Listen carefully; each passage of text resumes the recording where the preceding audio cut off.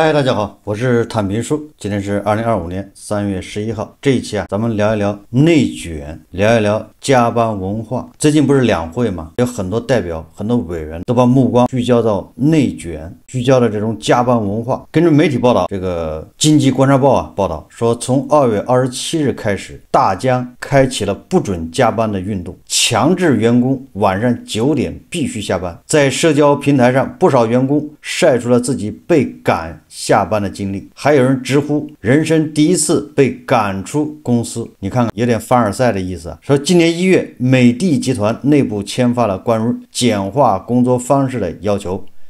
严格禁止下班后开会及形式主义加班，同时减少微信群数量，杜绝在群里喊口号、举拳头等形式主义，减少手工报表和作业，全面禁止手工发送日报，利用数字化看板等工具提升管理效率。这是美的集团说，今年2月中旬，海尔内部发布全面落实双休制的通知，所有部门包括研发、市场等实行双休，周六不准来公司，食堂也不提供饭食，特殊情况需要加班的必须提前1周审批，工作日加班不得超过3小时每天。网友热评说，准点下班，终日没有羞耻感，网约车痛失深夜订单。希望这股风气蔓延起来，让更多人拥有健康的工作状态。有媒体说，大疆不强制9点上班，但是开始强制9点下班。一到晚上9点，主管和 HR 分3轮赶人下班，禁止员工加班。部门主管发挥表率作用，提前拎包走人，并到每一排工位喊几声下班了。9点以后，说 HR 开始扫雷式赶人，他们背着必须清场的 KPI。深圳总部实行赶人走的策略，上海区域更直截了当，办公楼到晚上9点准时关灯。这是2025年发生在无人机龙头企业大疆创新科技有限公司真实一幕。这一次，大疆对加班的态度不再停留在口头的不提倡上，也就是用实际行动。据报道说，此前大疆是一家被贴上最卷、加班严重等标签的科技公司。有员工表示，他所在的部门负责较核心的研发工作，以往得晚上11点、12点才下班，现在9点10分左右，整个楼层100多人都走光了。不得不说，一家公司被贴上加班严重的标签，并不是一件好事。毕竟在加班被普遍吐槽的今天，这个标签是负面的，不仅影响企业形象，还有可能让人才望而却步。说大疆开始反加班是一个好的开始，不管是赶人还是关灯，甚至给相关人员进行 KPI 考核，还是希望他们能真正将反加班落到实处，消除员工为了压缩开支、为了强迫赶人只是做样子的各种疑虑。说反对加班，反对的不是加班本身，反对的是无效加班、表演式加班、过度加班。如果一家企业加班文化盛行，那所有的员工都有可能被裹挟其中。虽然企业能够得到一时的快速发展，但长期来看是有损企业发展根基的，因为这样不可持续。不过这媒体又说，同时反对加班不等于不支持奋斗，不管是个人和国家，需要一种奋斗精神，需要艰辛劳动。人民日报曾评论称，苦干是奋斗，巧干也是奋斗，延长工时是奋斗，提高效率也是奋斗。因此不能给反对加班的员工贴上混日子、不奋斗的道德标签，而应该正视他们的真实诉求。人民日报在这个评论里面，这个水准稍微低了一点。人民日报它本来对关于反对加班它可以评论的更加深刻，它有这个水平，但是它没有用。你比如说，他可以说反对低质量的加班，赞成高质量的加班。自然加班的人少了，但是混日子的人少得更多，好好工作的人增加了，所以不加班比加班还要好，诸如此类。总之，人民日报的水准它也不稳定。说到这儿，我来谈一谈我对加班文化、内卷我的一个看法。首先一个，这些美的、大疆、什么海尔，怎么突然整齐划一，像约好了一样反对加班？你不能不说跟欧盟的一个规定有关系。为什么这么整齐划一，一刀切？为什么前年没有？今年突然来一个不准加班？某种程度上，就国内打工人的不是这些企业突然良心发现，而是欧盟的一个规定。欧盟发布的紧箍咒，2025年生效的欧盟禁止强迫劳动产品条例，将超长加班定义为强迫劳动，出口占营收的50%以上的大疆、美的、海尔就考虑，不能不慎重对待，叫欧盟禁止强迫劳动产品条例，也就是欧盟强制要求卖到欧盟的中国商品、中国生产的商品，员工要严格他们的就是休息制度，否则拒绝买中国商品。不能不说欧盟这个决定比中国的劳动法还有劳保、劳动和社会保障落实的更有效。加班文化退潮，必然退潮，但是我也不能说加班文化退潮唯一的原因就是欧盟的这道法律，但是大家心知肚明，它起到了关键作用。所以对996对打工人的保护不是劳动法。有的时候我们发现，你平心而论，你总感觉好像是外国人更加关心996，关心韭菜牛马，这或许是一种错觉但是我们为什么会产生这样的错觉呢？第二个我从这些企业这些所作所为，我不是批评他们，大疆、美的、海尔还是不错的企业，但是就他们对强制下班、反对加班所作所为来说，我怎么感觉更像是形式主义？他们反对加班，要求到点必须下班，他们的这个做法更像是一种表演。你比如大疆强制员工晚上9点必须下班，这下班不是6点吗？为什么要9点下班？那多待那3小时是干什么？拍戏吗？美的集团关于简化工作方式的要求，什么在群里面不能喊口号、举拳头，这工作群减少手工报表和作业，禁止手工发送日报，这个也更像是一种表演。这个海尔内部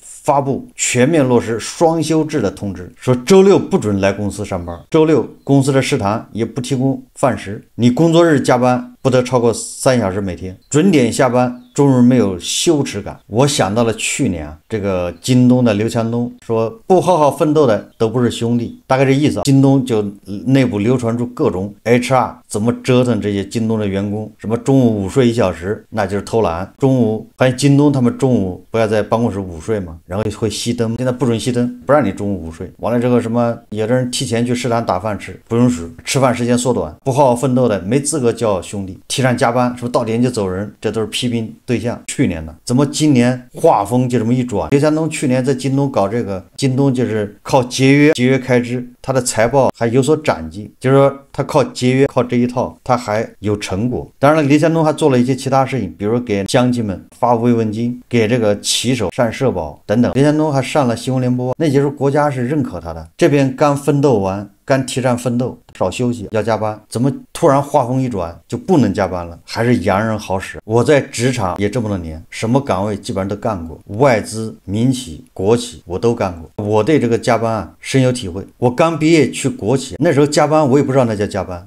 就谈不上什么加班工资，因为我是技术科，经常做实验，就经常是夜里2点、3点，你得盯着。那个时候就无所谓，因为反正我是一个人在那个地方人生地不熟的。那个时候有没有什么娱乐活动？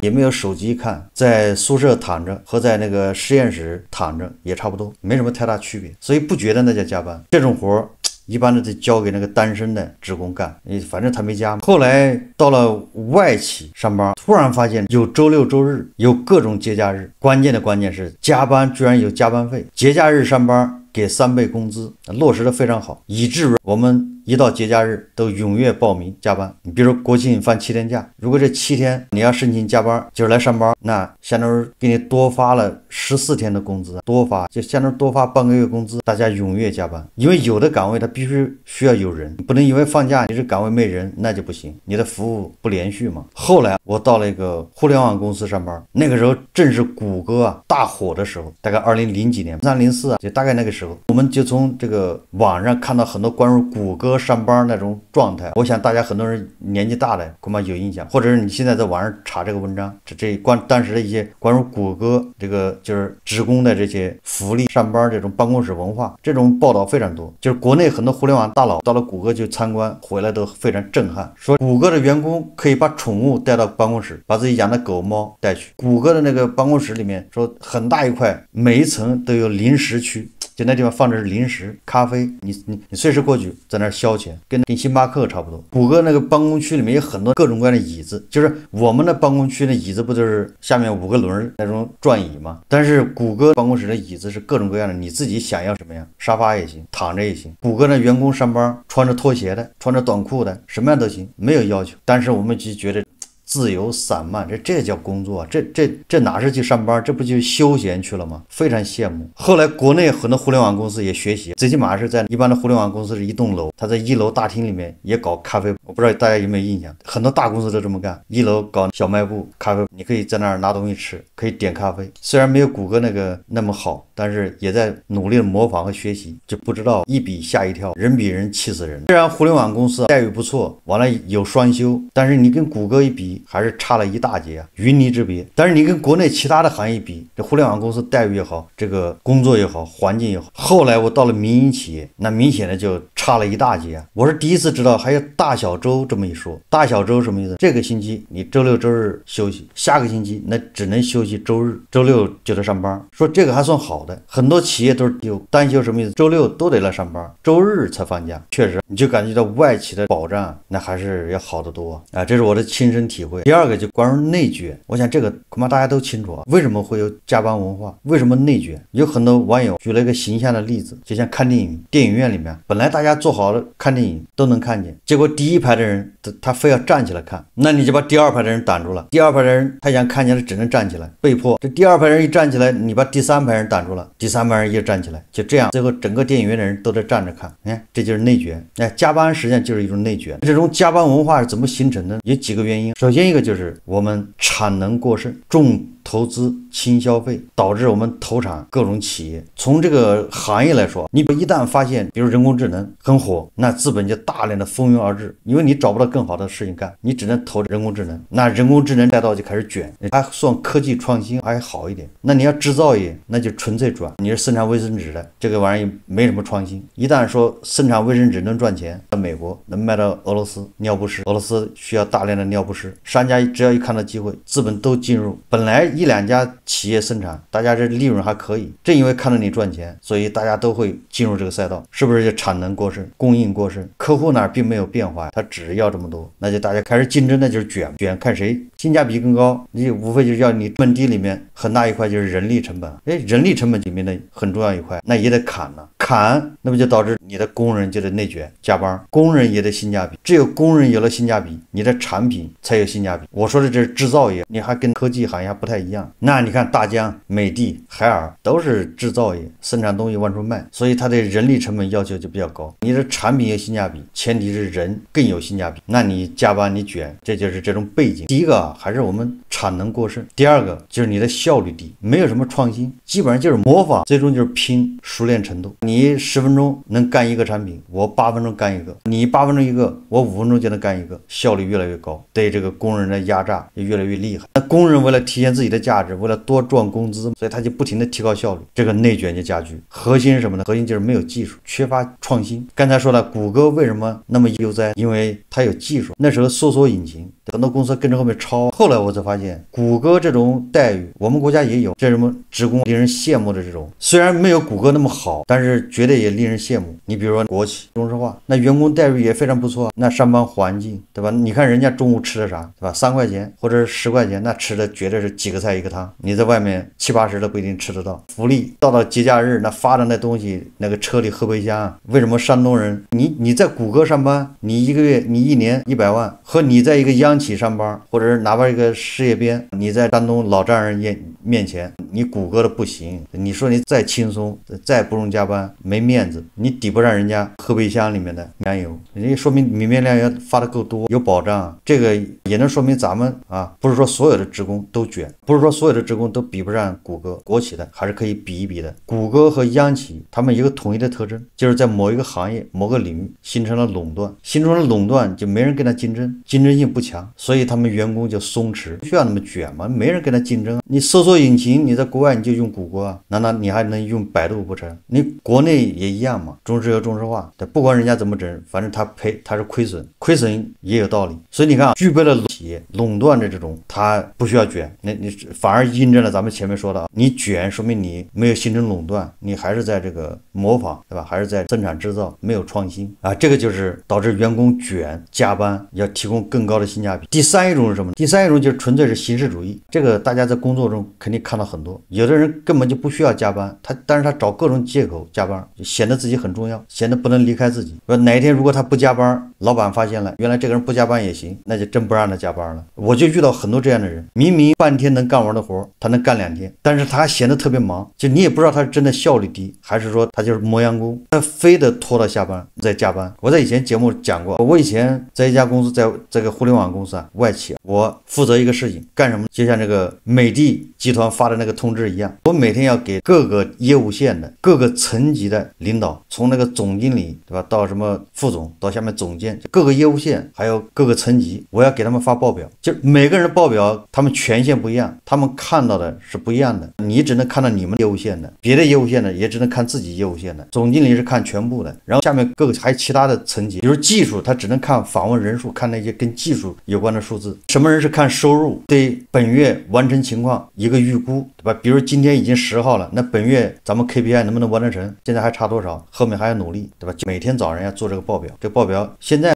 一般的公司它都有叫什么管理系统或者 AI， 总之它现在都可以叫智能化，你早上把自己的账号密码输进去，你就能看到自己权限之内的数据，过去是没有的，需要我去统计。我每天早上我9点上班，我9点半我这个报表就发出去了，这就是效率。后来因为我要去干别的工作，去做商务拓展了，把这份工作就要交给别人去做，因为但是有3个业务线，每个业务线负责来一个人来接我这个活，他们每个业务线以后单独统计，也就是3个人来接我这个活，那我得教他们。结果我就发现这3个人每天早上9点来开始干这事，干到下午5点6点，他报表他们还没发出去，他还没整完，还要加班，这就是人跟人的差距。我不知道他们是磨洋工还是效率就是低。我在外企上班，在互联网公司上班，我好像我没有加过班。有一种人老要加班，那就是码农，确实是这跟你的工作性质有关系。这个码农动不动要加班，就因为这个需求太多，那个程序改来改去的，各种需求，今天这样明天那样。但是这里面也有效率问题，有的码农他也混摸鱼嘛。我以前跟码农打交道比较多，因为我以前做运营就老是提各种需求，就不招那些码农的待见，因为老让他干活，我就经常看见他们在玩游戏。当然了，关于加班，关于卷，这个跟每个人的工作效率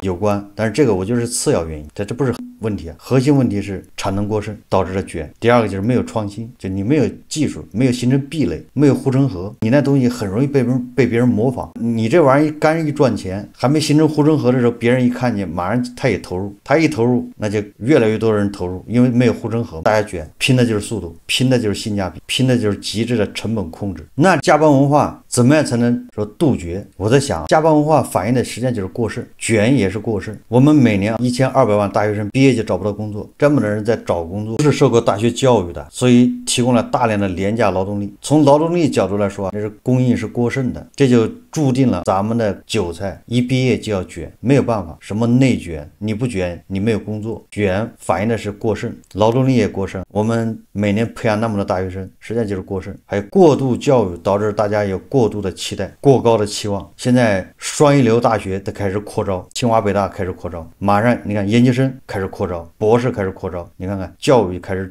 卷出来人才的期望更高更卷。那以前博士一年恐怕就几万人，全国那几十万，马上就上100万。连博士出来就当老师的时候，那你说其他的本科生当老师那不玩命卷了，你不卷行吗？是不是过剩？这个问题能解决吗？解决不了。也就是咱们这儿不仅是投资过剩，产能过剩，人才也在过剩，人才过剩导致卷，这种卷会卷出中国，卷向全世界啊！正因为你解决不了，所以人家欧盟才强行规定。我不相信咱们中国人还真的说你不工作，你每天不上18个小时班你就不行。哪个人都希望钱多活少离家近，我一天上8小时班我就能拿这么多钱，为什么去加班？所以有的时候卷是被逼的，不是你的选择，是被逼。所以从人才角度来说，人民日报说了，高质量人才增加了，低质量人才减少，所以不是说人口矛盾嘛，人口断崖式下跌，不要怕，我们高质量人才增加，低质量人才减少，那说明高质量人才跟着卷。所以你想要从这个角度来说，我们加班文化卷极致了人的关于人口的性价比，那是没有办法解决。如果非要突破，那只能是科技创新，但是科技创新它能解决的人也少，解决的就是就业岗位。比如说 DeepSeek， 那你 DeepSeek 一共才160个工作岗位，那160个人还行，其他人有什么关系？在卷。所以咱们最后说来说去，如果说让大家不要那么卷了，你能不能你以前一天上14个小时班，你现在上9个小时吧，但是自愿你少上一点，不要那么焦虑，不要那么卷。那唯一的办法就是行之有效，那就是解决他们的后顾之忧，要完善你的保障体系。这些码农他都希望35岁之前赶紧多攒点钱，因为35岁他就找不到工作了，想卷都没地方卷。如果你把这些保障做好了，码农他就没那么紧张，他也可以不卷。但大家都觉得40岁肯定找不到工作了，你40岁你上哪儿找工作啊？但是40岁离你退休还有25年，这25年怎么办？所以你本能的想提供性价比更高的这种劳动力，把自己变成这种性价比更高的劳动力，以获得更多的竞争力，想度过你这25年，对吧？这些问题你不解决，卷是解决不了的。所以你要这些问题不解决，你最后什么开始不准强制下班，那都变成一种形式主义，变成一种表演。所以我们说来说去，最后就变成分配。我们是第2大经济体，我们的钱去哪儿了？为什么每个人这么焦虑？本不该如此的，我们应该是比较富裕，那就是钱在大头那儿浪费了，所以大头你少拿一点，让个人手上钱多一点，自己对自己的钱负责任，效率最高，自己花自己的钱效率最高嘛？这个不是有人论证过吗？自己花别人的钱，那效率最低；自己为别人花另外一群人的钱，那效率是最低，那就会形成巨大的浪费。所以说要强制下班，抵制内卷，抵制加班，靠企业是不行的，对吧？去年是刘强东，大家说他，今年是什么大疆、美的、海尔，为什么这么多舆论都欢呼说强制下班，开始退潮？我告诉你啊，甚至有舆论有人牛马韭菜，还甚至希望国家出个规定，你就不准加班，一刀切。我告诉你，这是不可能的。就像那个辅导班一样，就像那个高中实行双休一样，他总是希望国家出面一刀切，你不准这么干，不准内卷，不准这个周末补课，不准辅导班。规则是给别人定的，约束别人，我偷偷的干，这样我才有这个价值，我才有竞争力。比如说你们这些孩子都不准周末辅导，不准上辅导班，我偷偷的给孩子找个私教1对1的，你看这就不讲武德，这叫偷跑。大家都这么想，规定不准加班，但我得加班，我得偷偷摸摸加班，我得提高我的性价比，让自己有比较优势。这种逻辑就像那个比赛跑步一样，你最好教练裁判把别人摁住，我先跑。也就是说，如果国家真出了一个政策说不准加班，照样有很多人偷偷加班，这就是中国式的竞争。好，这期节目咱们就聊到这里，感谢大家收看。如果喜欢我的节目，欢迎订阅转发，也可以在下方留言评论，谢谢大家。